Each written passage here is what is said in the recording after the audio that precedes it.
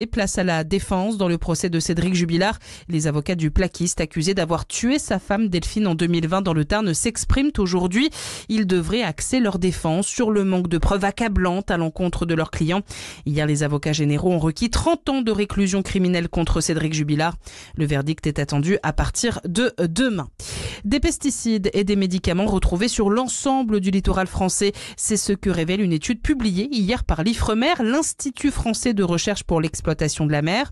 Même les zones éloignées des sources de pollution, comme l'île d'Ouessant dans le Finistère, présentent des traces de contamination. En moyenne, 15 substances ont été mesurées par point de suivi dans l'eau de mer et jusqu'à 28 substances pour certaines zones du littoral français. Et puis, il serait l'un des plus vieux dinosaures au monde. Le squelette d'une espèce au long cou a été découvert dans la province argentine de La Rioja. Il aurait vécu il y a plus de 230 millions d'années. Alors, si l'espèce de dinosaure découverte fait partie d'une lignée de dinosaures herbivores qui comprend les géants à long cou, les chercheurs précisent tout de même qu'un individu adulte mesurait environ 2 mètres et pesait environ 18 kilos. Excellente matinée à tous.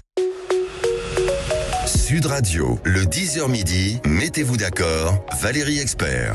Mettons-nous d'accord aujourd'hui, on va essayer en tout cas nous de se mettre d'accord si les députés ne le font pas. Aujourd'hui pour commenter l'actualité, Benoît Chervalier, bonjour, vous êtes entrepreneur, essayiste et enseignant. Arnaud Stéphane, fondateur de l'agence La Note de Com, bonjour. Et Mehdi Raïch, analyste politique. Nous attendons Jean-Pierre Denis, bonjour, qui ne devrait pas tarder à arriver, journaliste, écrivain et créateur de la lettre d'information théopolitique. Donc évidemment, vous le savez, en ce moment, à l'Assemblée nationale se joue la censure ou non du gouvernement. Première motion de censure présentée par LFI. Ensuite, ce sera celle présentée par le Rassemblement national. Monsieur Lecornu va-t-il échapper à la censure aujourd'hui? Pour combien de temps? C'est la seule question qui vaille. On va revenir sur la petite phrase de Yael Braun-Pivet sur taxer davantage l'héritage.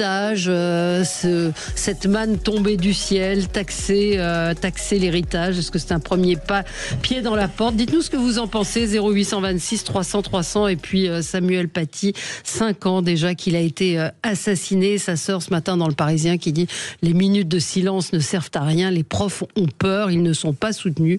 Là aussi, vous pouvez réagir à ce sujet.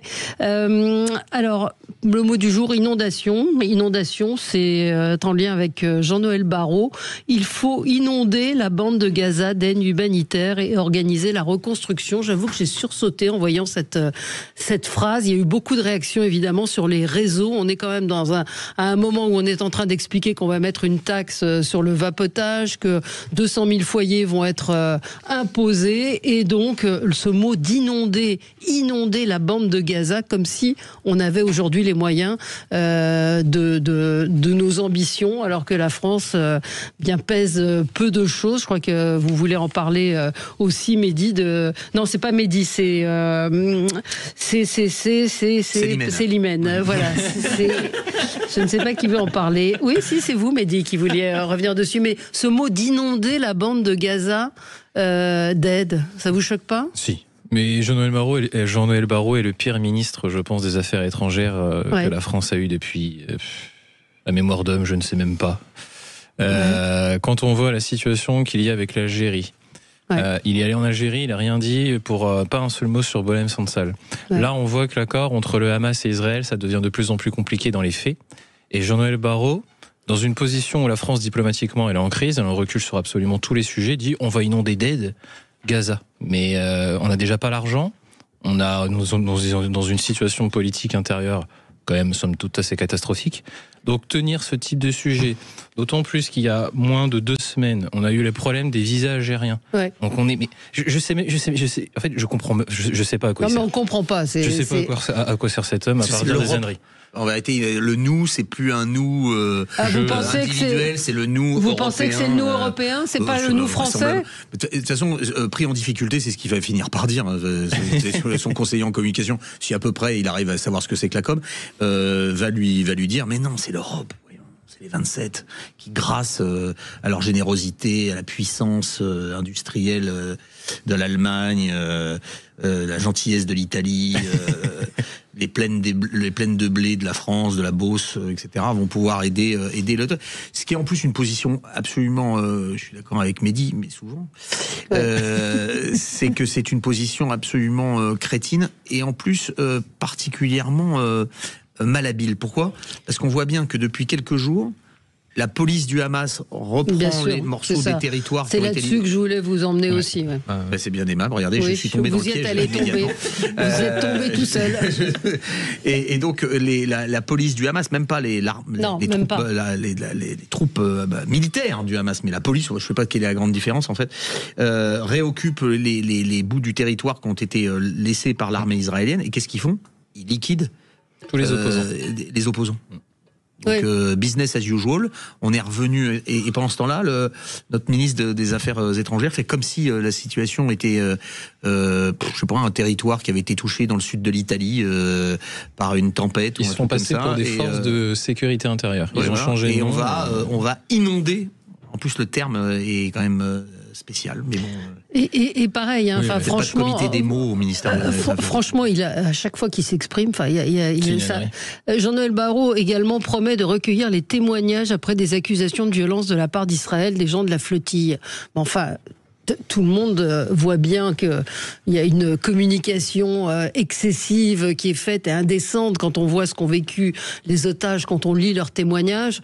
C'est terrifiant. Terrifiant. Jean-Pierre Denis. Bon, c'est terrifiant, c'est indécent. Mais c'est le même qui déclarait que ce qu'avait réalisé Donald Trump, cessez-le-feu, c'était le plan français. Bon, c'est toujours bien de courir après la victoire, mais c'est un côté un peu pathétique. Mais ce mot inondé me dérange profondément. Oui. Il a quelque chose d'ailleurs d'assez méprisant au fond, c'est-à-dire on va vous déverser. Et en fait, on sait très bien que justement le problème, c'est qu'on a précédemment inondé Gaza d'aide, sans se poser trop de la question de savoir ce que cette aide devenait. Est-ce qu'elle a servi, par exemple, à creuser des tunnels où les otages... Il y a des mafias locales qui ont absolument... pas que le Hamas, il y a d'autres groupes qui sont sur place, qui ont littéralement pris toutes les denrées alimentaires. Il y avait des personnes je connais des personnes qui travaillent dans l'humanitaire, qui envoyaient pendant un moment, depuis l'Italie, pas des wagons, mais des conteneurs remplis d'aide. Ça passait par la Turquie. En Turquie, ils étaient totalement vidés par des groupes mafieux, et ça atterrissait là-bas à Gaza où il n'y avait rien dedans, où après ça servait notamment soit pour construire les tunnels, soit pour stocker des armes. Parce qu'il dit que la France va co-présider avec l'Égypte la reconstruction de Gaza. Je pense qu'il y a d'autres pays. Oui, c'est ça, mais il y a d'autres pays. Catastrophique sur le sujet. Benoît Chervalier, cette phrase inonder Gaza, le mot d'inonder est indécent aussi dans la manière de le dire. Je pense que ça reflète assez bien ce conflit, c'est-à-dire le besoin d'être extraordinairement prudent dans la sémantique, dans la manière dont on le décrit, parce que on marche à la fois sur une crête et sur des chardons ardents. Donc chaque mot, évidemment, a une portée qui peut aller au-delà de ce que l'on pense. Alors est-ce que c'était calculé, anticipé, au contraire, est-ce que c'est spontané, ça, je ne sais pas.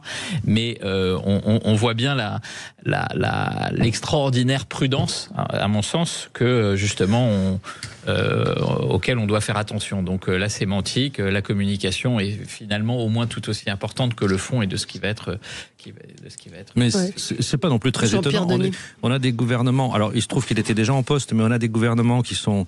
Aujourd'hui, on se demande si les choses sont vraiment pensées, relues, filtrées. Le Premier ministre qui déclarait hier que nos compatriotes juifs sont victimes de xénophobie. Oui. Non, précisément, s'ils sont nos compatriotes, ils ne sont pas victimes de xénophobie puisqu'ils sont nos compatriotes. Ils sont victimes d'antisémitisme.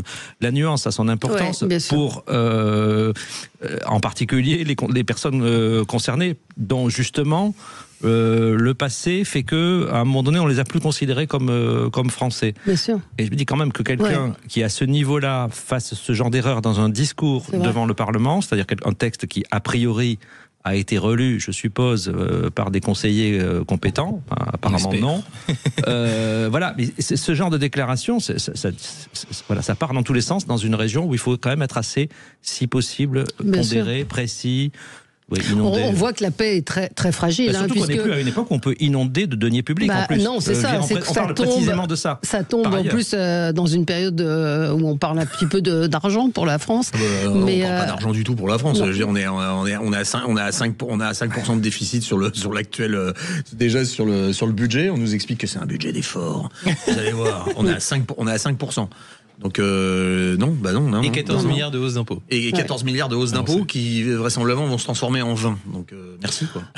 Mehdi, peut-être que vous pouvez enchaîner avec ça rejoint un petit peu ce que vous vouliez dire, votre coup de gueule sur la place de la France. En fait, je voulais faire un coup de gueule parce que ce matin, enfin plutôt hier dans la nuit, l'Arabie Saoudite a annoncé un nouveau projet extraordinaire qu'ils appellent les ports de Sulayman. Donc vous imaginez la mosquée de la Mecque, ils vont construire 30 ou 40 immeubles tout autour qui font plusieurs centaines de mètres de haut. Mais à la Mecque ? À la Mecque, juste devant la mosquée. D'accord. Et c'est un projet, je crois qu'on parle de plus de... C'est absolument hallucinant. Et en fait, ça va dans le même sillon qu'un autre projet qu'ils ont lancé qui s'appelle The Line, Neom, qui est un immense building au milieu du désert qui fait 34 km de long sur 500 mètres de large et 500 mètres de haut. Faut s'imaginer la chose. Et quand on voit le déclassement de la France sur les points technologiques, sur les points économiques, sur les points architecturaux, on se dit, mais en fait, à un moment, on pensait que la France était la 5e puissance. Moi, j'ai grandi dans ce mythe-là. La France est la 5e ou la 7e puissance du monde. Or, c'est pas du tout le cas. Je signale qu'en 1962, si je me trompe pas, le dernier marché des esclaves a été fermé à la Mecque. Quand vous voyez la différence qu'il y a aujourd'hui entre la société française sur tout son plan économique et la situation de l'Arabie Saoudite, qui est une énorme puissance maintenant internationale, qui fait le jeu, on le voit ce qui se passe avec le Hamas. C'est devenu le centre géopolitique mondial avec le Qatar. Et du sport. C'est le PIF, c'est le qui finance la boxe, le MMA. Tout se passe en Arabie Saoudite et au Qatar aujourd'hui, et on voit le déclassement de la France, qui était censée être une grande puissance. On se dit, mais attention, qu'est-ce qu'on devient ? Donc je voulais faire ce parallèle qui est très intéressant entre le projet de la porte de Sulayman et le Neom et les cas de la France aujourd'hui. Petite nuance, je suis pas sûr qu'il y ait plus d'esclaves aujourd'hui dans ces pays. Alors ils n'ont pas le nom d'esclaves, mais ils sont souvent des Philippins, des Indiens dont on a confisqué le passeport, etc. Il vaut mieux être pauvre en France qu'en Arabie Saoudite. Ça, on est d'accord. Certainement. Oui. Non, parce que quand même une petite nuance sur Alors certes, on cumule les handicaps, on cumule les difficultés, on cumule des mauvaises nouvelles côté français, mais c'est pas non plus... Alors, moi aussi, je suis né dans une génération où la France était la 5e puissance. Moi, c'était la 7e. Moi, c'était la 5e. Voilà. Bon, il y a un élément relatif, c'est-à-dire toutes choses égales par ailleurs. C'est qu'en réalité, les autres... les autres se sont beaucoup plus enrichis que nous. Ça veut pas dire, on a eu très récemment 2 prix Nobel quand même français. En économie, on en a beaucoup parlé, mais aussi en physique. En France. Pardon ? Ils sont prix Nobel de physique, mais à l'étranger. Berkeley certes, mais bon, malgré tout. Et donc, voilà, il y a en fonction évidemment de l'angle que l'on veut prendre. Je suis tout à fait d'accord. C'est juste pour dire que c'est pas une autoflagellation totale. Non, mais c'est intéressant justement ce débat parce que on discute beaucoup de budget, d'économie, mais on discute rarement d'investissement. C'est-à-dire, en fait, c'est la vraie réponse au problème du déficit. C'est de créer de la croissance aussi. Comment on va investir, dans quoi on va investir. Mais ça, c'est le débat politique porte pas du tout là-dessus. Et sur les prix Nobel, c'est peut-être l'éducation d'il y a 30 ou 40 ans qui est récompensée maintenant, mais pas l'éducation que l'on a aujourd'hui. Donc je sais pas si... On aura des prix Nobel dans 30 ou 40 ans. Dans 20, 30 ou 40 ans. Je suis très dubitatif sur les prix Nobel. Je pense aussi. Je sais pas, la France avait proposé d'accueillir tous les chercheurs américains qui ne se plaisaient plus aux États-unis. Où sont-ils ? Oui, mais j'aimerais bien qu'on fasse un plan. Exactement. Où sont-ils ? Vous avez raison. Allez, censure, pas censure. Est-ce que vous voteriez la censure ? 0826 300 300. Quand on parle avec les différentes familles politiques, que ce soit des gens qui appartiennent au LR ou au Parti Socialiste, ils nous racontent les tombereaux d'insultes qu'ils reçoivent pour avoir dit qu'ils ne voteraient pas la censure. Dites-nous, vous, ce que vous en pensez. Est-ce que vous comprenez cette non-censure ? Et puis, on peut se poser la question de savoir jusqu'à quand, si jamais aujourd'hui le Premier ministre réussit à sauver sa tête, jusqu'à quand il pourra conserver son poste. À tout de suite. Sud Radio, mettez-vous d'accord, Valérie Expert. Sud Radio, 10h midi, mettez-vous d'accord, Valérie Expert. Et on continue continue de débattre avec vous et même pendant la pub, mais on est ensemble pour commenter cette actualité. On vous attend au 0826 300 300. Est-ce que vous censureriez le gouvernement? Est-ce que vous pensez que ce gouvernement va tenir? Les frondeurs vont-ils faire tomber Sébastien Lecornu? Oui, d'un seul coup, j'ai eu un doute. C'est toujours lui. Enfin, alors, laquelle on parle. Quel bordel, il n'y a pas d'autre mot. Hein. Enfin, pardon de cette expression un peu triviale, mais... je ne savais pas qu'on parlait comme ça à votre micro. Ça s'appelait la chienlit. Oui, hier, j'ai posé la question aux débatteurs ou avant-hier de savoir quels mots ils avaient pour qualifier la situation.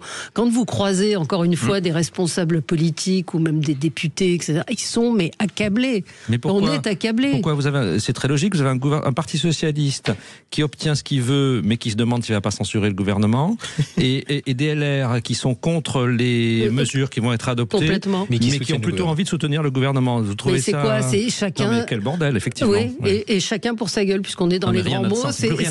C'est ça. Et les Français ne comprennent pas. On le voit bien dans les appels qu'on reçoit quotidiennement. Mais ce qui est extraordinaire en plus, hier, on a compris que justement tout était incompréhensible. Mais bien sûr. Ça c'est clair. Voilà. C'est-à-dire nous allons suspendre. Oui. C'est ça. Revenez là-dessus, c'est important. Voilà, nous allons suspendre la réforme des retraites, mais suspension ne veut pas dire abandon. Ok, d'accord. Donc qu'est-ce que ça veut dire? C'est qu'on la passera, mais plus tard. Ok, très bien. Et puis, pour que ça soit plus facile, on fera un amendement dans le PLFSS, le projet de loi de finances de la sécurité sociale. Ah. Tiens, c'est intéressant ça. Parce que si c'est un amendement dans le PLFSS, ça veut dire que le Parti socialiste est obligé de voter le projet de loi de finances de la sécurité sociale, parce que s'ils ne votent pas le projet de loi de la sécurité sociale, leur amendement sur la suspension de la réforme des retraites saute. Donc ils sont obligés d'accepter tout ce qu'il y a dans le PLFSS. Qu'est-ce qu'il va y avoir dans le PLFSS ? Voilà.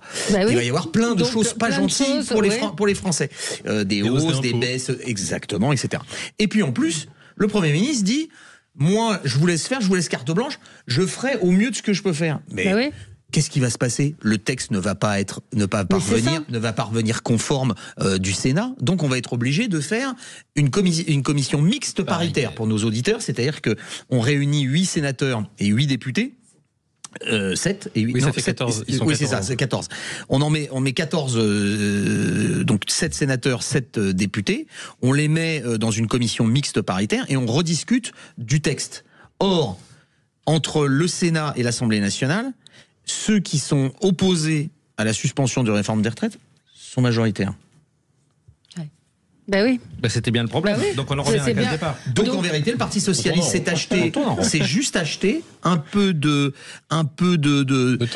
temps, un peu de hype, comme on dit aujourd'hui. Voilà, c'est-à-dire que ils se sont achetés une séquence de communication. La séquence de communication, c'est tout d'un coup le PS est redevenu un parti important, un parti qui permet de soutenir un gouvernement en difficulté, qui va permettre de faire voter un budget, mais en vérité au prix de renoncement extraordinaire. La question, ils vont le payer dans les urnes. Exactement, parce que tout le monde sait qu'en vérité, ils ont juste fait une petite séquence de communication qui va leur coûter extrêmement cher dans les semaines qui viennent. C'est pas dans un an ou dans 2 ans. Ce sont dans les semaines qui viennent. Pour les municipales. S'ils se font rétamer à l'Assemblée nationale, comme c'est à peu près sûr qu'ils vont se faire rétamer avec tous les amendements, et puis dans quel état va ressortir leur amendement, on ne sait pas. Parce qu'il va être discuté d'abord en commission, après il va être discuté en séance. Il est même pas sûr qu'il soit voté. J'attends de voir. Et de toute façon, il sera pas voté au Sénat. Donc non, il faut comprendre l'architecture entre les deux assemblées. Ça va passer d'Assemblée nationale au Sénat et ça va durer en gros 70 jours. Donc on va pousser jusqu'au mois de décembre, quelque chose comme ça. On va arriver au mois de janvier. Après, ça sera les municipales qui vont arriver derrière. Donc les partis ne vont pas vouloir sanctionner. En vrai, là, la situation, elle est ubuesque. T'as bien décrit la manière dont ça fonctionne avec la commission mixte paritaire, mais la logique, et c'est ce que voulait à l'origine Emmanuel Macron, c'était de passer par le budget par ordonnance. Bien sûr. C'était son seul objectif. Donc c'est ce qui va se passer. Il va y arriver. En faisant ça, il va y arriver. Alors il sera censuré. Ça, on le saura tout à l'heure. Je pense pas qu'il peut y avoir une autre. Le Parti socialiste peut changer d'avis. Oui, par la suite, mais pour le moment, on n'y est pas encore. Oui, Benoît Chervalier. Ce que ça nous montre simplement, c'est qu'on a besoin d'un vrai sujet. Le vrai sujet, c'est le temps pour pouvoir avoir un débat sur là où on veut amener le pays. parce que ce qui se succède depuis plusieurs mois, c'est une forme de course à l'échalote. Hein, ça, quand on parlait de la commission mixte paritaire, moi, ça me faisait penser au conclave, un peu comme un clin d'œil par rapport à... Ça marche mieux, le conclave. Voilà. En 1-2 jours, c'est réglé. Voilà, mais c'était évidemment le clin d'œil par rapport à celui des retraites précédentes. J'avais bien compris. Et donc, ça ne fait que renforcer ce qu'on sait tous, et je pense que ce qu'attendent en réalité les Français, c'est-à-dire un vrai sujet, c'est-à-dire où est-ce qu'on va, pourquoi on y va et comment on y va. Oui, mais je pense que les Français sont complètement perdus. Mais ils vont juste avoir une hausse d'impôt, c'est ce qu'ils vont voir à la fin. Oui, c'est ça. À la fin, on a dit 200 000 foyers qui vont être aujourd'hui soumis à l'impôt. Et pourquoi on a des impôts ? Parce que précisément, si on n'a pas de but, c'est une absence de choix, c'est une absence de priorité, c'est une absence d'assumer politiquement le fait que c'est rentable. Mais on peut le répéter ici. La France est le pays où il y a le plus de prélèvements, où les prélèvements sont les plus élevés et où la dette est donc où est passé le pognon, comme dirait Jacqueline Moreau. On avait la discussion. C'est la phrase que tout le monde se pose. Pas plus tard qu'hier, parce que là on commence à être le petit, c'est quoi déjà qui tourne dans sa. Le petit hamster. Le petit hamster qui tourne dans dans sa roue. Pourquoi on fait des dépenses, donc on a besoin d'argent, donc on va taxer les gens pour couvrir les dépenses qu'on fait. Et comme on n'a plus d'argent, on va emprunter de l'argent pour aider les gens qui payent eux-mêmes des impôts qui permettent de faire tourner la roue du hamster. Donc on a la réponse. Où va l'argent ? La réponse, elle va au remboursement. L'argent, il va au remboursement de la dette. Ouais, mais là, celle-ci augmente de plus en plus. Mais nous sommes à 3400 milliards, je crois, si on se tient à peu près à jour sur la dette de l'État. Qu'est-ce qu'est devenu tout cet argent alors que nous n'avons pas finalement développé le système ITER et après et les autres fonctionnalités de la nouvelle Astrid, etc., de la nouvelle génération d'énergie nucléaire, parce que 800 millions et le président de la République a trouvé que c'était trop cher. Ouais, bien sûr. Ce qui nous permettait après d'être indépendants en termes énergétiques pendant des siècles, parce qu'on réutilisait l'ancien carburant nucléaire. Notre armée, vous la mettez en entier dans le Stade de France. Ouais. Si on aime bien les images, l'armée française, elle tient dans le Stade de France. Nous avons des représentations diplomatiques qui sont en train de fermer. Nous avons fermé les lycées français. L'Alliance française n'est plus que l'ombre de ce qu'elle a été. Nos territoires ultramarins sont, pour certains, à l'abandon. On a fermé les bases d'entretien de nos bateaux et de nos avions en Nouvelle-Calédonie. En Corse, c'est pas très loin comme territoire ultramarin, on va dire. Il n'y a pas de CHU. Il n'y a pas de CHU en Corse. C'est-à-dire que si vous avez un gros pépin, il faut prendre l'hélicoptère pour aller à Marseille. Mais et encore s'il y a un hélicoptère, ça devient complètement. Où est parti cet argent? Et en plus, je parle même pas de la fac en France qui s'est effondrée. Non, mais on peut faire le tour de tous les services publics. L'école où c'est bien, les enfants au 19e siècle savaient ni lire ni écrire. Aujourd'hui, ils savent ni lire. C'est bien. On a progressé. Certes, Jean-Pierre Denis. Mais on sait très bien que c'est un choix de société. C'est-à-dire, on fait le choix d'aller vers. On a donné la priorité à la santé et à la retraite. Donc c'est un vrai choix de société. Le problème est de la dénatalité et la hausse de la population. Alors, absolument. Moi, j'ai une solution très simple au problème de ce déséquilibre, c'est de faire des enfants. Voilà un sujet qui ne coûterait pas grand-chose. Le problème de la dénatalité, du vieillissement de la population. Il faut les élever. Non mais c'est un problème. On a un problème de déséquilibre démographique. C'est ça que je veux dire. Bon, c'est ça la nature du problème. Donc on a fait le choix de continuer à accompagner une génération aux dépens des générations qui viennent. C'est un choix de société. On se retrouve dans un instant. On va parler d'héritage. Est-ce qu'il faut taxer davantage l'héritage? Est-ce que vous trouvez que c'est injuste d'hériter? En gros, c'est le message hier de Yael Braun-Pivet. À tout de suite. Sud Radio. Sud Radio. Parlons vrai. Sud Radio. Le 10h midi, mettez-vous d'accord, Valérie Expert. Et on est ensemble avec vous sur Sud Radio pour commenter l'actualité. Alors, là aussi, interpellé hier par cette petite phrase de Yael Braun-Pivet, je vous propose de la réécouter.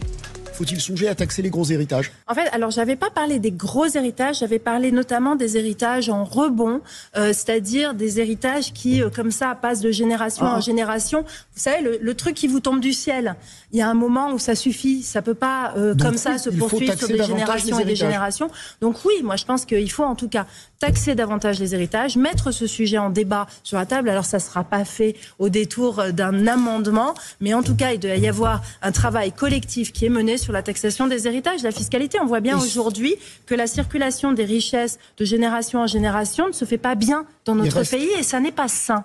Alors ça veut dire quoi la circulation? Mais c'est même pas de quoi elle parle, ça s'entend. Non mais c'est d'une bêtise. J'ai rien compris ce qu'elle dit. Non, mais elle non plus. Mais l'idée en tout cas est qu'elle amène l'idée qu'il y aura vraisemblablement un amendement, ou en tout cas que sera étudiée la question de taxer plus l'héritage. Bon, au-delà de ces déclarations qui sont en effet confuses et qui vont faire pchit dans les prochaines heures, il y a quand même, ça ne nous empêche pas de dire qu'il y a quand même une question. Après, on peut avoir des avis très différents, mais c'est vrai que quand on regarde l'accès au logement, à la propriété, c'est clair qu'il y a, au fil des générations, il y a des effets d'accumulation du capital qui font que certains jeunes accédant à la propriété ont plus de facilité que d'autres. Donc, taxer l'héritage.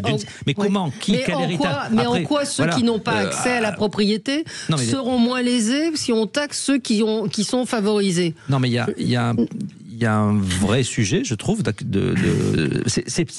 la redistribution à l'héritage n'est pas forcément un sujet tabou. Enfin, je veux dire, après, mais pourquoi ? Je veux dire, pourquoi taxer l'héritage ? C'est de l'argent que vous avez gagné. Que les gens s'occupent de leur Regardez la fortune de Bernard Arnault. Il l'a construit tout seul. Il est parti de pas grand-chose. Non, mais pourquoi taxer en général ? Voilà. Donc, effectivement, on a un problème de finances publiques, on vient de l'aborder. Donc, où est-ce qu'on va chercher l'argent ? Est-ce qu'on va taxer les revenus, ou est-ce qu'on va taxer plutôt les... Alors, de toute façon, ça ne se fera pas. C'est marrant comme conformation. Où est-ce qu'on va prendre l'argent ? Il y a un truc qui marche très bien, ça s'appelle la croissance. Ah oui, d'accord. C'est moi-même qui... Personne n'a cité ce mot je l'ai abordé moi-même tout à l'heure. Voilà. Évidemment, mais moi j'aimais bien... C'est un secret, ça ne s'écritera pas le département.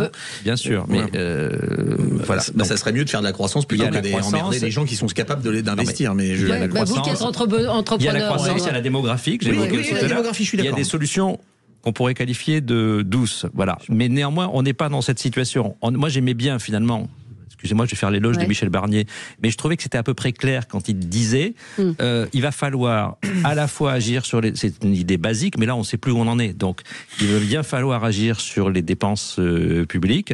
Et on n'a pas le choix dans la situation dans laquelle on est. Il va falloir trouver de l'argent quelque part. Les deux réalités existent. Vous pouvez faire semblant de les ignorer. Moi, je pense qu'on parle de sujets un petit peu différents. Ce qui est gênant probablement dans ce qu'on a entendu, c'est le volet qui revient un peu sans cesse, c'est-à-dire confiscatoire, punitif, enfin comme s'il y a un élément, encore une fois, négatif.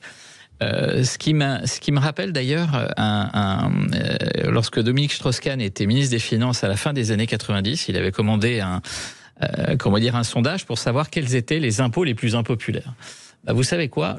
L'impôt qui était de très très loin, bien avant l'imposition sur le revenu et autres, qui était le plus impopulaire, c'était les droits de succession. C'est vrai. Même si une grande partie n'en paye pas. Pourquoi ? Parce qu'il y a quelque chose qui est à la fois intime. Droit de succession, c'est la famille, on est dans l'intimité, donc c'est pas uniquement une question de chiffres, c'est pas uniquement une question de patrimoine, c'est pas il y a un esprit, il y a une certaine conception de la vie. Donc ça, je pense qu'il faut jamais l'oublier. Deuxièmement, quand on regarde un petit peu autour de nous, c'est-à-dire certes, on est un merveilleux pays. Quelques défis, on vient de le citer abondamment ce matin, mais quand on regarde, alors on est peut-être les plus intelligents de tous, mais ce que je constate, moi comme chef d'entreprise qui passe une grosse partie de ma vie à l'étranger, c'est que les droits de succession, ils sont soit très faibles, soit totalement inexistants. Oui. Donc l'Italie notamment. Alors l'Italie qui l'a mis en effet récemment, mais ça va bien au-delà de l'Italie. Et donc ça veut quand même dire quelque chose. Donc ça, c'est le deuxième point. Le troisième point, c'est Est-ce que, et je pense que c'était le point avec quand on parlait du fondateur d'LVMH et globalement de ceux qui ont bâti des fortunes au sens, en mettant tous les guillemets, puisque la fortune, à quel niveau évidemment elle commence, c'est qu'en réalité il y a eu des taxations successives à tous les étages. Donc en réalité là on est en fin de course, c'est pas de dire qu'on est passé de zéro taxation à et il faut attendre la fin pour avoir une taxation. Et je pense que, et là aussi en discutant avec beaucoup pas simplement des chefs d'entreprise, mais n'importe qui, que ce volet-là, en fait, c'est la goutte qui fait déborder le vase. Bien sûr. Et enfin,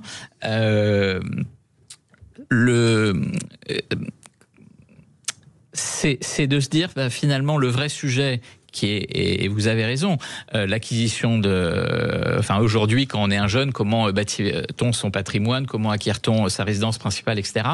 En réalité, c'est pas la question uniquement des droits de succession, c'est le fait d'être bien payé, donc ça renvoie là aussi au prélèvement obligatoire, ça renvoie au niveau de cotisation sociale, c'est le fait que les salaires ont été aplatis avec une surreprésentation du SMIC ou légèrement au-dessus du SMIC.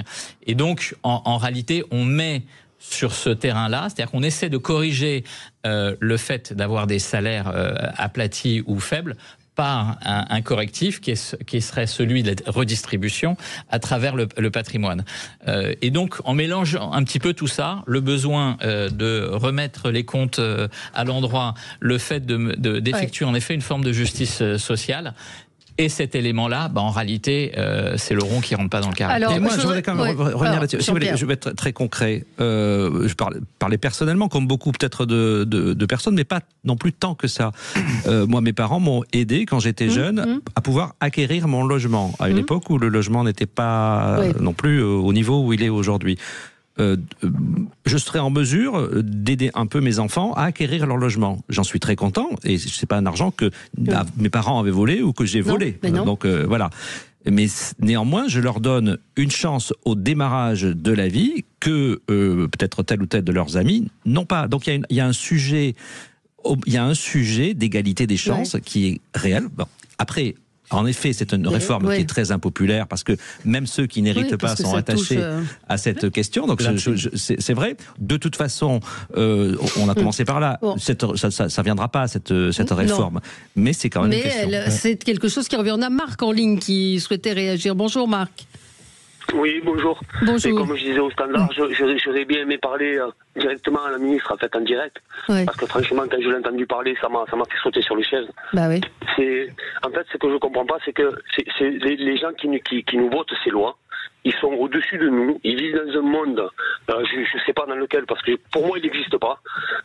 Tout ce qui est héritage, honnêtement, les gens ils le volent à personne, on est d'accord. Ce que je veux dire, c'est de l'argent gagné, sur lequel on a payé des impôts, sur lequel on est déjà taxé. Parce que la maison vous appartient jamais, même quand vous avez fini de la payer, elle vous appartient pas. Et là, pendant que, en fait, quand une personne va décéder, que vous allez hériter, on va vous prendre, allez, ça monte à combien? Je crois que c'est 60% les héritages. Mais ils se prennent pour qui, en fait, ces gens-là? C'est pire que les rois à l'époque. Vous voyez ce que je veux dire? C'est un truc, mais moi, ça, en fait, ça me répugne. Ça me répugne, les politicos me répugnent, leurs lois qui tombent comme ça, je me demande en fait si la nuit ils n'arrivent pas à dormir ou s'ils n'ont pas de famille et comment ils font pour penser à des trucs comme ça. Non mais honnêtement, franchement, on est dans quel monde? Les types ils gagnent leur vie, mais tant mieux pour eux. Quand j'entends parler pareil que les gens ils aident les jeunes pour avoir une maison, d'accord, quand on a les moyens. Moi personnellement j'ai fait un crédit que je vais payer pendant 25 ans, je vais le payer jusqu'à 65 ans, je me débrouillerai pour le payer, vous voyez ce que je veux dire? Et c'est en plus quelque chose que je veux laisser pour mes enfants. Vous voyez, c'est pas un truc que je veux faire pour moi, une fois que est mort. Qu'est-ce qu'on en fait? Mais tout le sujet est là, et ce que disait Benoît Chervalier, c'est que c'est de l'intime, c'est quelque chose, il y a une forme d'injustice qui est ressentie, effectivement. Et puis le fait de se dire que toute notre vie, on a travaillé pour acheter sa maison, on a payé des impôts dessus, et ensuite on va encore être retaxé dessus une fois mort. Ah oui. Mais le pire, c'est que ces gens-là, s'ils travaillaient comme nous, vous voyez ce que je veux dire, s'ils touchaient les mêmes salaires et qu'ils payaient les mêmes trucs, ces gens-là, ils sont payés par les gens en fait, par les contribuables, ils sont payés par nos impôts, et en plus, ils vont partir à la retraite avant nous avec une somme qui sera bah alors phénoménal, et en plus ils arrivent à nous taxer encore plus. Donc ils seront que de passage, si vous voulez, pour nous tomber des lois qui sont complètement bidons, et puis eux, une fois qu'ils sont à la retraite, ils sont tranquilles, ils ont en plus des trucs gratuits encore, que nous on paye tout. Mais franchement, quand est-ce qu'on va se retourner, en fait, si vous voulez, pour faire exploser ces rois, en fait, qui nous dirigent? Vous voyez ce que je veux dire? Oui, Marc, on entend votre colère, votre indignation, à signaler que l'héritage est taxé déjà. Il y a beaucoup, moi je croise des gens qui sont obligés de vendre un bien pour pouvoir payer la succession. Là, ce qu'elle veut, c'est augmenter encore plus cette taxation. Je pense que le point aujourd'hui, c'est que le seuil de déclenchement à partir duquel on a un taux, alors qui n'est pas de 60%, qui est élevé, mais qui est à 40%, en fait, est en direct, 40% en direct. C'est vrai. Mais si vous êtes neveu, nièce, c'est vrai. Mais est très rapidement atteint. Le seuil est très bas. En réalité, les tranches sont extrêmement resserrées, et c'est de ça dont il s'agit. Il y a un sous-titre il y a quelque chose dont on ne parle pas assez, c'est que souvent, quand vous avez une campagne comme ça, parce qu'elle le dit pas comme ça gratuitement, parce qu'elle a rien à dire, elle est présidente de l'Assemblée nationale, elle a une grosse actualité. C'est qu'il y a un sous-tendu politique et idéologique. Depuis des mois, depuis des années, on entend partout, ça sert à rien d'acheter son logement. Il vaut mieux bénéficier de liquidités et investir. Donc de placer, d'avoir de l'argent fluide, de l'argent qui n'est plus de la... Ouais. C'est toujours pareil. C'est le président de la République qui disait il faut taxer l'immobilier, l'IFI, parce qu'il faut que l'argent circule, etc. Mais il circule pas pour investir dans l'industrie française. Il va pour aller sur les marchés financiers. Donc c'est ça, c'est qu'on explique aux gens que c'est plus la peine. Finalement, le bout du bout de cette société mondialisée, financiarisée, c'est la même chose que le communisme. La maison n'est plus votre maison, votre vélo n'est plus votre vélo, il est en free floating. La voiture non plus. Votre maison de vacances non plus, parce que c'est un time sharing ou un truc que vous louez, etc. Il n'y a plus rien, c'est-à-dire que nous sommes entièrement dépouillés de toute possession, qui était pourtant une des règles fondamentales, la propriété privée, et puis au bénéfice de la fluidité de la vie plastique. On se retrouve dans un instant avec vous. On va rendre hommage à Samuel Paty. Les minutes de silence ne servent à rien. Il faut soutenir les enseignants et pourquoi pas les aider, puisqu'ils sont bien seuls parfois pour évoquer certains sujets. C'est ce que dit la sœur de Samuel Paty, Gaëlle Paty. À tout de suite. Sud Radio. Parlons vrai. Sud Radio. Parlons vrai. Ça s'est passé dans le Grand Matin Sud Radio. Bravo Monsieur Macron, parce que depuis qu'il est arrivé, la seule chose qu'il a été capable, c'est de diviser tous les partis. Sud Radio, le 10h midi, mettez-vous d'accord, Valérie Expert. Il y a 5 ans, donc, Samuel Paty était assassiné, décapité pour avoir montré des caricatures de Mahomet. Enfin, il avait pris ses précautions, nous rappelle-t-on, comme s'il fallait aujourd'hui, quand on est enseignant, prendre des précautions quand on évoque certains sujets. Et 5 ans après, les professeurs d'histoire géo disent avoir perdu une forme de légèreté avec leurs élèves. Et la sœur de Samuel Paty, Gaëlle Paty, ce matin s'exprime dans le Parisien, et elle dit qu'il faut en finir avec les minutes de silence qui ne servent à rien, et il faut plutôt aider les enseignants, les soutenir. Elle dit aussi que la laïcité ne rentrera pas de force dans la tête des élèves. Ça, évidemment, on en est convaincu. Peut-être effectivement les bougies, les fleurs, les minutes de silence, on commence à en revenir un peu, et il y a un vrai décalage entre ces minutes de silence et la situation aujourd'hui à laquelle sont confrontés les enseignants. Jean-Pierre Denier. On peut les faire, mais effectivement, à un moment donné, ça devient presque choquant, en fait, finalement, d'une certaine façon. C'est-à-dire qu'on a beau les multiplier, le problème demeure, et l'intimidation des professeurs, l'autocensure demeure. Et la laïcité, on est tous très attachés, mais c'est un mot c'est pas si facile, en fait, parce que la laïcité, elle a été imposée par un État fort. De quoi on vient de parler depuis le début de l'émission? D'un État ultra faible, qui a même plus les moyens de se financer, qui veut certes inonder Gaza de subventions, mais qui les a pas. On a un État qui est très faible.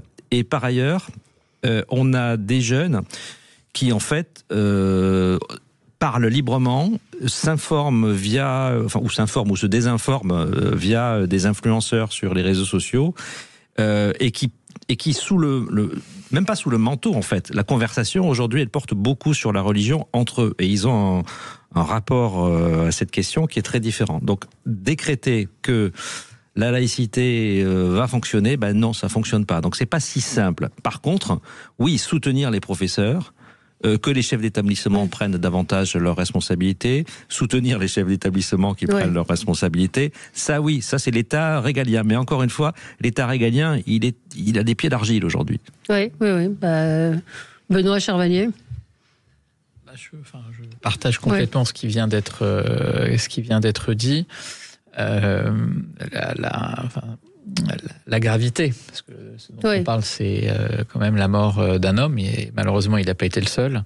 Et c'est la réponse que l'État, les pouvoirs publics, l'école, les enseignants. Donc on a l'impression qu'il n'y a pas grand-chose qui a changé depuis 5 ans. Il n'y a rien qui a changé. Quand on écoute les enseignants... on a eu combien de ministres de l'Éducation nationale ? Oui, on est à combien ? 170 ministres depuis la première élection d'Emmanuel Macron en général. Et moi, je m'interroge dans quelle mesure, justement, des participation extérieure, parce que c'est une chose d'intervenir de manière ponctuelle, c'est-à-dire concrètement d'intégrer cette notion de laïcité lors d'un enseignant, enfin dans un cours d'un enseignant permanent. Donc ce sont des élèves qu'il voit ou qu'elle voit avant, pendant et après, avec une intervention extérieure qui du coup crée une forme de distance. Comme d'ailleurs il y a des interventions des sapeurs-pompiers, comme il y a des interventions sur la prévention routière, comme il y a des... Je suis pas sûr que tous les enseignants soient très très favorables à ça. Il suffit d'interroger ceux qui vont dans les établissements s'exprimer comme Plantu et autres. C'est pas toutes les écoles qui ont envie d'avoir des gens qui viennent parler de laïcité. Enfin, on voit aussi un personnel enseignant... Surtout, il faut que le professeur d'histoire puisse enseigner l'histoire. Bien sûr. Le professeur de français puisse enseigner le français.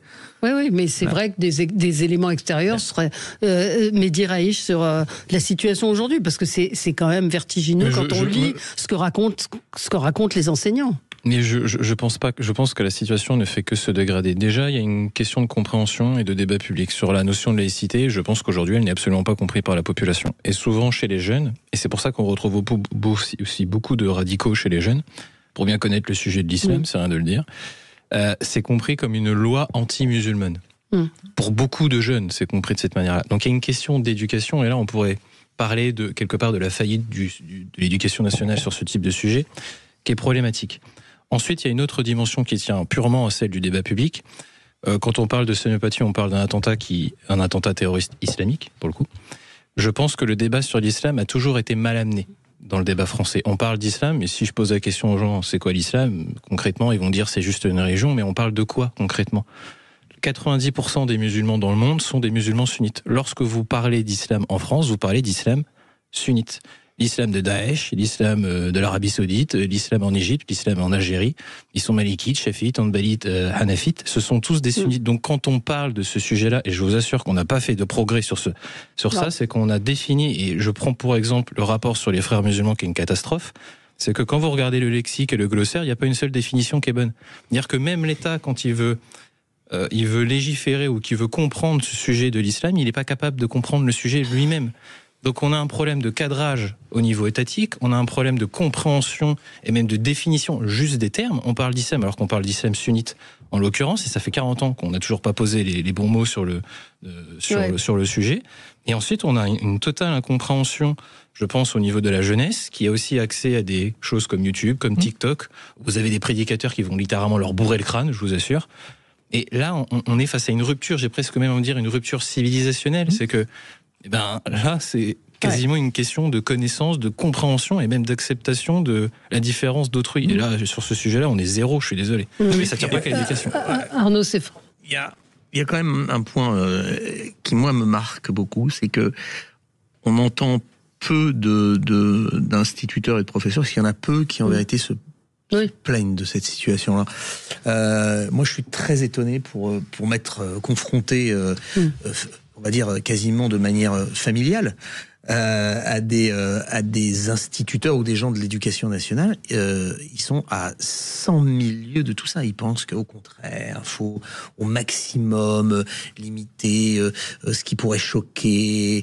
Il faut au maximum les hussards de la République, les hussards noirs de la République, oubliez, Jules Ferry, les bouffeurs de curés, etc. Vive la sociale, c'est terminaga. C'est-à-dire qu'on est dans un discours mais complètement émollient et puis kumbaya sur l'islam. On ferme les yeux complètement en estimant que pas du tout. On n'a pas fait non plus beaucoup d'efforts pour essayer de comprendre, etc. Et ça, moi, je suis extrêmement marqué. Et on se souvient, il faut pas se mentir non plus. Et la sœur de Samuel Paty le dit. Elle explique qu'en vérité, tout ça, c'est de la flûte à bec, ce qui se passe, et qu'en vérité, il y a l'immense majorité des pouvoirs publics, des mairies, des syndicats d'enseignants, etc., n'en ont rien à faire, et surtout, ils ne veulent pas en parler. Mais ils ne veulent pas en parler. On met la poussière sous le tapis, surtout, n'en parlons pas. Donc, les clubs de foot, les clubs de foot, on sait, les clubs de boxe, on sait. Je veux dire, c'est une réalité. Je veux dire, il suffit d'aller se déplacer. Vous savez, il y a un truc qui est important dans la vie, on se déplace. Et on va voir sur place. Alors là, sur place, on n'est pas déçu.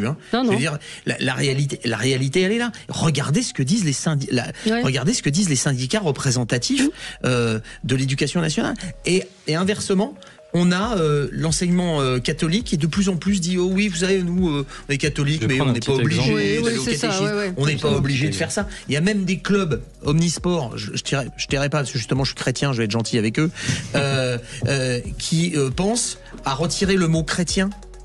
Parce que c'était l'association chrétienne de quelque chose, et ils vont retirer le nom chrétien. Quand je leur ai fait remarquer que la CFTC s'appelait encore la CFTC, ils étaient un peu embêtés. Mais ils ont une alors historiquement, peur. C'est justement une telle peur. Oui. Non mais bon, l'enseignement catholique, cette réalité, elle existe évidemment. L'enseignement catholique, il est de par la loi obligé d'accueillir tous les enfants, quelle que soit leur religion ou leur absence de religion. Deuxièmement, les listes d'attente. Deuxièmement, les parents ne mettent pratiquement jamais, et je suis le premier à le déplorer, mais les parents ne mettent pratiquement jamais leurs enfants dans l'enseignement catholique pour des motifs religieux. Ils y vont pour éviter l'enseignement public. Troisièmement, les professeurs sont les mêmes en fait que ceux de l'enseignement public. C'est vrai. Donc voilà. Et maintenant, quand le nouveau secrétaire général de l'enseignement catholique dit que des professeurs qui voudraient proposer une prière avant le cours, ça serait une bonne idée. C'est-à-dire qu'il essaie de recatholiciser l'enseignement. Il a les syndicats de l'enseignement catholique qui lui tombent dessus. Voilà. Donc tout ça est un petit peu baroque. On se retrouve après le rappel des titres, après les dernières informations. L'heure du courage a sonné, a dit Éric Ciotti ce matin. La censure se jouerait à une dizaine de voix. Et juste pour répondre à une auditrice, la sœur de Samuel Paty, en fait, il a deux sœurs. Il y a Michael et il y a Gaël qui s'exprime aujourd'hui dans le Parisien. On se retrouve tout de suite après avec vous pour continuer de débattre. À tout de suite. Sud Radio, le 10h midi, mettez-vous d'accord, Valérie Expert. Allez, on est avec vous sur Sud Radio, toujours dans l'émission Mettez-vous d'accord, mettons-nous d'accord avec Benoît Chervalier, entrepreneur, essayiste, enseignant, et vous avez publié il n'y a pas très longtemps un livre qui s'appelle Ce qu'attend l'Afrique aux éditions de l'Aube. Absolument. Jean-Pierre Denis, journaliste, écrivain, créateur de la lettre d'information théopolitique, Arnaud Stéphan, fondateur de l'agence La Note de Com, et Mehdi Raïch, analyste politique. Vos coups de cœur, vos coups de gueule. Alors Benoît, un coup de cœur qui va dans la continuité de ce qu'on évoquait tout à l'heure sur le grand bazar qui règne un peu partout et avec une nouvelle génération. Alors, c'est celle qu'on appelle la génération Z. Et d'ailleurs, ce qui est intéressant, c'est qu'on fait le trait d'union entre ce qui se passe ici en France, mais ce qui se passe en réalité dans beaucoup de pays dans le monde. Donc cette génération Z, c'est celle très récemment qui s'est aussi révolté au Maroc en disant justement c'est très bien de faire des infrastructures, c'est très bien d'organiser la CAN, mais ce dont on a besoin c'est aussi des hôpitaux, la santé et l'éducation. Encore plus récemment à Madagascar, où cette même génération Z est allée dans la rue, allant jusqu'à provoquer le départ du président actuel, parce que ce dont on a besoin, c'est l'électricité, ce sont comment dire, un meilleur partage et de voir les fruits de la richesse et de la croissance. Et ce que nous pouvons voir en France, c'est le trait d'union entre la génération qui a bénéficié des 30 Glorieuses, qui a bénéficié d'un système qu'on appelle de répartition, et justement comment allons-nous traiter la question des retraites. Donc je pense que le point et on parlait tout à l'heure, quel est l'objet, quel est l'objectif, quel est le rêve finalement, parce que c'est de ça dont on parle. C'est il faut rêver, il faut avoir un but. Et il me semble que le but principal aujourd'hui que nous devons avoir, c'est de ne surtout pas rompre ce lien intragénérationnel. Et on voit qu'il peut être attaqué de toutes parts. Et si on n'a pas une réponse précisément qui non pas oppose, mais qui allie, non pas qui stigmatise, mais au contraire qui sublime, et ben en réalité, on a devant nous, et pas dans 10 ans, mais de manière imminente, de graves conflits et de graves troubles. Donc c'est un coup de cœur qui est en même temps un coup de gueule, et qui appelle encore une fois à ne pas oublier l'essentiel. Et pour citer d'ailleurs une phrase que j'ai mentionnée dans mon livre, qui est que les principes, n'est pas de garder les cendres d'un feu, mais c'est au contraire de vouloir maintenir le feu allumé. Donc ce dont on doit tous les uns et les autres, c'est veiller justement à vouloir maintenir ce feu allumé. Parce que cette génération Z, en particulier au Maroc, c'est une génération qui a fait des études, enfin qui est une génération brillante, très bon niveau de mathématiques, et qui aujourd'hui ne voit pas son avenir, ne voit pas comment elle peut s'en sortir. Oui, parce que c'est la revendication des Gen Z. Alors c'est un peu plus large, parce qu'il y a aussi j'avais fait un coup de gueule sur Betty Lashgar, qui est une militante féministe. Donc il y a aussi cette question-là derrière de contestation à l'égard du roi ou de la figure du roi. Et depuis les années, je crois que depuis 2017, le Maroc est en train de se modifier politiquement en profondeur. Il y a une révision constitutionnelle aussi. Donc c'est un petit peu plus large, mais de manière générale, ces jeunes-là veulent avoir accès à deux choses: plus d'éducation, plus de santé. C'est vraiment leur revendication première. Ça, on peut pas leur retirer. Effectivement, ça doit être la priorité des priorités pour eux. Sur la question de manière plus générale des jeunes générations, je pense que sur notamment la question des retraites, parce que c'est le spectre qui est derrière, on est en plein conflit intergénérationnel. Et là, c'est une bombe démographique que l'on a, et on est en train de typiquement avoir ce sujet-là à l'Assemblée nationale. Et c'est en train de venir à l'Assemblée nationale. Et je vous assure que dans les prochaines années, tant qu'on n'a pas mis les bons mots sur ce sujet des retraites, ça deviendra tous les ans un séisme institutionnel, un séisme politique sur le sujet des retraites. Et le mot MOTS et le mot MAUX d'ailleurs. Oui, tout à fait. Et vous avez à Madagascar aussi, je lisais ça hier, cette génération Z qui refuse, enfin ce que vous disiez. Donc il y a le Maroc, il y a Madagascar. Mais vous avez Emmanuel Macron qui lui dit qu'il faut soutenir ce président dont elle vient de se débarrasser. C'est quand même. On l'a évacué en avion. Nous l'avons évacué, donc il aurait été. Alors qu'il était anti-français. Il aurait été bon. Qu'on l'ait évacué, pourquoi pas à la limite, mais en rajouter. Et pourquoi nous pourquoi on allait faire la leçon depuis en plus l'Égypte. Enfin, c'est encore une fois extrêmement malvenu. Enfin, sans faire du Macron bashing systématique. On a fermé la base de Diego Suarez. On n'a plus d'intérêt. Le bilan en Afrique est catastrophique. Oui, le bilan, vous êtes bien placé pour le savoir. Hein, ceux qui attendent l'Afrique, je ne sais pas s'ils attendent beaucoup de choses de nous, mais. La réponse, elle tient en une phrase. Ce qu'attendent les Afriques, d'ailleurs, ce qui a évidemment pas c'est un continent, mais avec un caractère pluriel extraordinairement fort, c'est la liberté de ses choix. Et d'ailleurs, comme tout pays qui veut rester souverain et qui veut être souverain, c'est la liberté de ses choix. Et donc, à partir du moment où on s'inscrit justement dans une liberté de choix, donc c'est-à-dire choisir ses alliances, choisir ses partenaires, choisir ses priorités. Et c'est exactement de ça dont il s'agit. Et qui est le reflet, encore une fois, de ce qui s'est passé ces tout derniers jours. Ce qui exprime cette génération, moi j'enseigne sur le campus aussi de l'ESSEC à Rabat, ce qui exprime aussi cette jeunesse, c'est la liberté de ses choix, c'est de ne pas subir. C'est de ne pas subir les choix qui ont été effectués avant elle. Donc là, on le voit aussi, le lien d'ailleurs avec la retraite. Moi, j'ai rien demandé. Pourquoi je devrais assumer finalement des mauvais choix qui ont été souscrits précédemment? Et c'est la liberté aussi de déterminer l'avenir, parce que il n'y a pas de société sans avenir. Bien sûr. Il n'y a pas d'avenir sans. Donc, je pense que c'est la raison pour laquelle on doit absolument donner cette perspective, donner ce lien, donner ce dessin. Prime à la jeunesse, pour le coup. Et en France, on se demande ce qu'on attend, parce qu'il n'y a pas d'avenir non plus. Donc, ça aussi, à un moment donné. Et pourtant, la jeunesse ne bouge que sur des trucs complètement stupides. Donc, toujours, hein, ça a été une constante. Moi, moi-même, qui était déjà conscientisé, comme on dit à gauche, en termes politiques, je les ai toujours vus manifester pour des trucs complètement débiles, et pas pour des vrais trucs. Et aujourd'hui, pour la retraite, moi je sais pas, à 20 ans, j'aurais jamais manifesté pour la retraite. Alors là, c'était pas le sujet. Il va falloir qu'ils se mobilisent, parce que ça sera pas possible pour les jeunes. C'est clairement possible. On va se retrouver dans un instant avec votre coup de gueule, Arnaud Stéphane, et on va revenir sur parler de l'Europe et de la fast fashion. À tout de suite. Sud Radio, mettez-vous d'accord, Valérie Expert. Sud Radio, parlons vrai. Valérie Expert. De retour avec vous sur Sud Radio. Alors Arnaud, c'est un coup de gueule. Oui, c'est un coup de gueule et en même temps un coup de sidération. On apprend par la revue Politico, par la revue en ligne Politico, que Agnès Pannier-Runacher, avant de partir de son poste de ministre, a essayé de demander à l'Union européenne de modifier la règle de droit de l'Union européenne pour faire passer sa loi sur la fast fashion.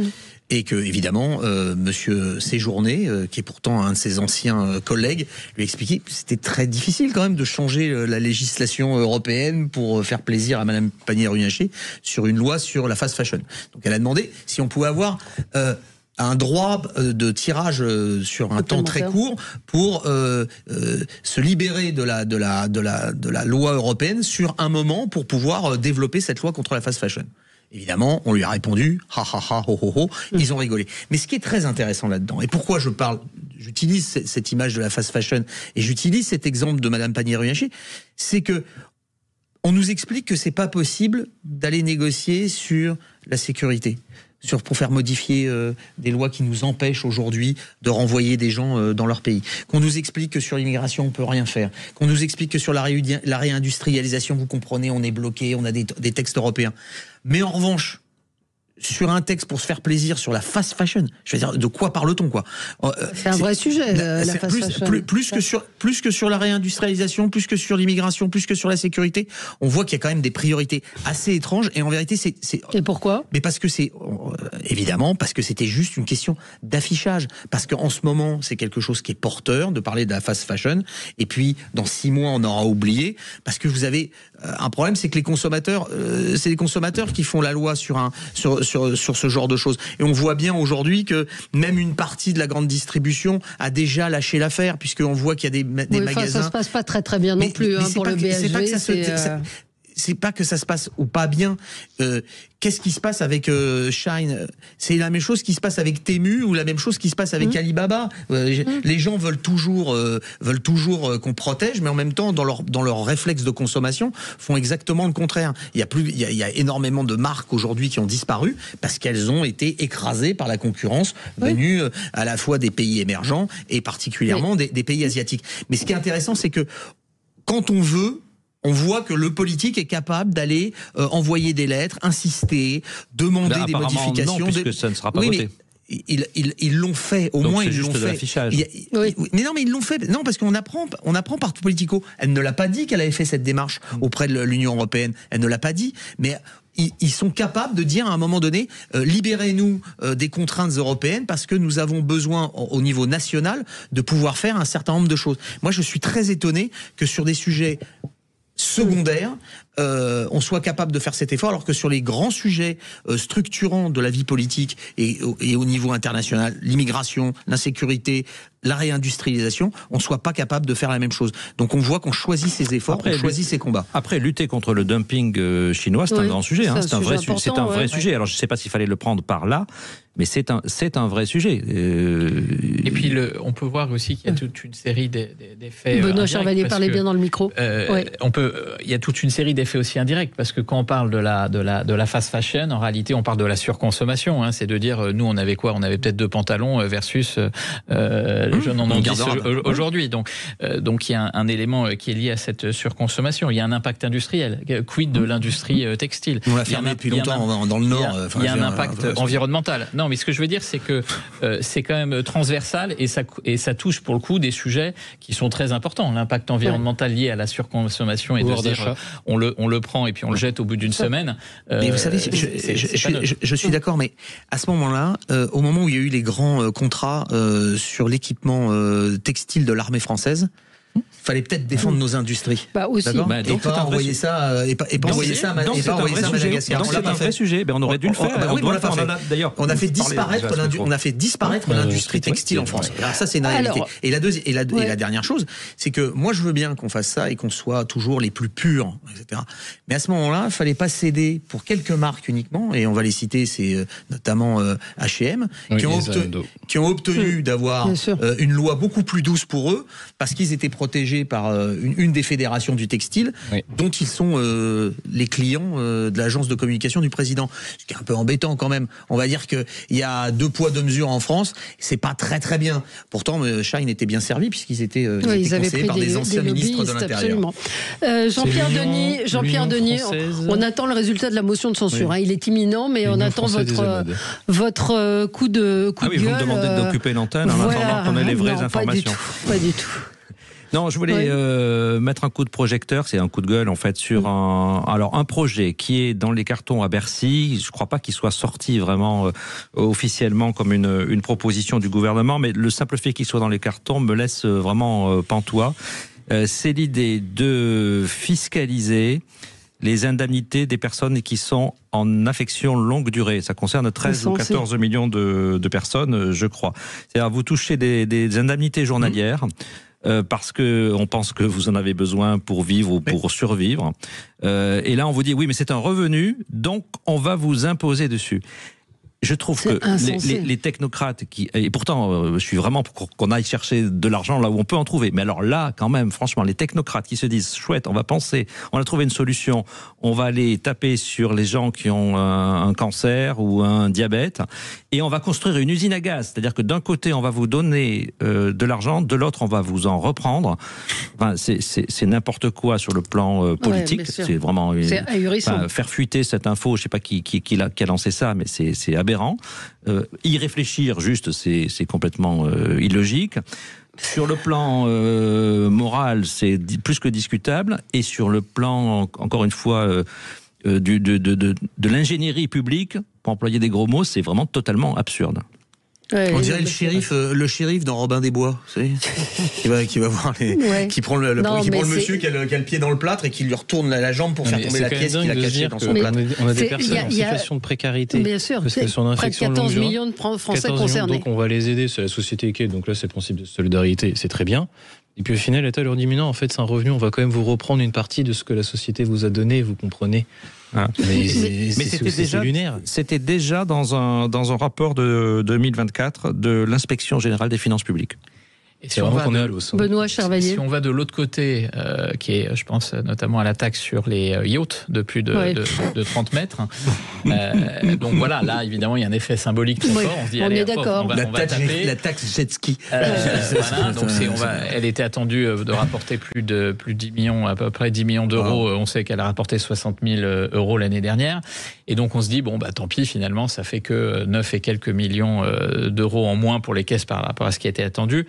Mais c'est de surtout pas comprendre la mécanique économique, parce que derrière, c'est pas simplement la baisse entre ce qui était attendu et ce qui a été perçu, mais c'est qu'il y avait des artisans, il y avait des zones de carénage, et donc concrètement, ça veut dire qu'au lieu que ces bateaux-là aujourd'hui soient traités dans les ports français, ils sont traités ailleurs. Donc en réalité, c'est un rendement décroissant, c'est-à-dire qu'il y a un impact qui n'est pas simplement une baisse de recettes, mais au contraire, qui a coûté davantage au pouvoir public, puisqu'il y a des recettes de TVA inférieures, potentiellement de l'IS et de l'autre, et donc on a affaibli le tissu économique. Donc juste pour prendre ces deux, enfin voilà, l'effet moral qui est de personnes en situation de précarité ou en des situations difficiles, jusqu'à de l'autre côté, si on n'a pas une vision globale des effets directs et indirects et induits, et ben en réalité, on arrive exactement à un des problèmes qui sont très très peu abordés, c'est l'idée de on a un pays qui a fait le choix d'avoir des prélèvements sociaux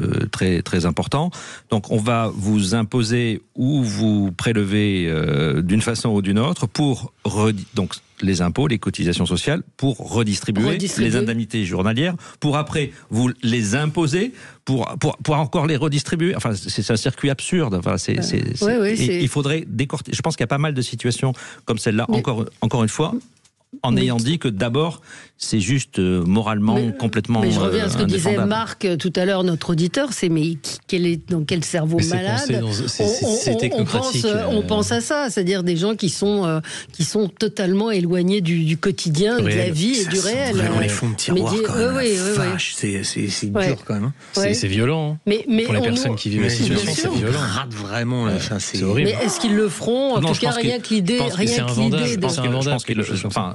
Ça serait vraiment suicidaire pour politique de le faire, mais enfin le simple fait d'avoir cette machine qui travaille là-dessus sur ce scénario, c'est complètement incroyable. Mais ça veut dire qu'à chaque fois qu'en France on a quand même cette conception de l'imposition qui est somme toute très particulière. Dès qu'on a une problématique, on va essayer de trouver un impôt pour oui, c'est ça. Mais ça n'a pas de sens. Là on parle de périmètre d'action de l'État, on parle d'efficience de la dépense publique, de comment on pense la politique publique, et puis même c'est le traitement par l'État de l'individu et de la question individuelle et de la précarité. Mais là on est zéro sur ces questions-là. C'est incroyable de penser comme ça. C'est vraiment se dire qu'il y a quelqu'un dans un bureau qui s'est dit c'est une super idée. Ouais. Ah bah oui, il y a une super idée. Il y a de plus en plus de personnes en affection de longue durée, donc on va les taxer. Enfin, c'est complètement incroyable. Il y a un public. Il y a un marché. Il y a un marché. Non, mais c'est terrible. Ça rejoint un petit peu aussi la phrase sortie de nulle part de Yael Braun-Pivet. Je veux dire, on sent qu'il y a des ballons d'essai qui sont lancés aussi comme ça. Il n'y a plus rien. Quand on pense comme ça, c'est qu'il n'y a plus d'idées. Si on en vient à taxer des personnes qui sont dans des situations de précarité parce qu'on estime que c'est un marché et qu'il y a de l'argent à se faire, désolé, mais là, c'est ne plus faire société, il n'y a plus de cohérence. Plus personne, le consentement à l'impôt, qui est quand même la base de l'État, là, on n'y est plus du tout si c'est ça. Il n'y a plus du tout de consentement à l'impôt, il n'y a plus du tout de je veux faire société avec ça. C'est impossible. Et Jean-Louis Borloo avait posé ces derniers jours la question de l'efficacité de cette machine qui empile les structures, qui redistribue, qui taxe, etc. Je trouvais qu'il avait posé un débat très intéressant. Je trouve dommage que le débat... de 150 milliards d'économies, lui. Oui, alors il aurait fallu vérifier s'il y était vraiment, mais je trouvais que le débat était vraiment était pour le coup très intéressant. Et on imagine aussi, on n'a pas eu le temps d'en parler, une taxe sur la vape, une taxe sur l'arrêt du tabac. Donc la vapoteuse qui est un moyen... Taxe, c'était pas ça, taxe, c'est ça, exactement. Les vapoteuses qui aident les gens à sortir du tabac, et donc là l'idée est de taxer un petit peu plus. Vous savez ce qu'on dit chez les libéraux. Il n'y a que deux choses qui sont éternelles, la mort et les impôts. Et ben voilà, là, en tout cas cette taxe-là est quand même sérieusement envisagée pour le coup sur les vapoteuses et sur les liquides de vape. Mais voilà, on attend le résultat de la motion de censure. Vous avez été, vous avez eu le temps largement. Ça passera pas. Non, passera les LR ne se sont pas présentés à l'Assemblée nationale. Il y a de chances que ça passe pas. Passera pas pour vous? Non, on doit être 278, 280, donc ça va être à 10 voix près. Merci à vous. Dans un instant, on va parler de la sécurité sociale avec un formidable documentaire qui va passer sur LCP, qui raconte l'histoire de notre sécurité sociale. Il y a beaucoup de choses à découvrir. À tout de suite.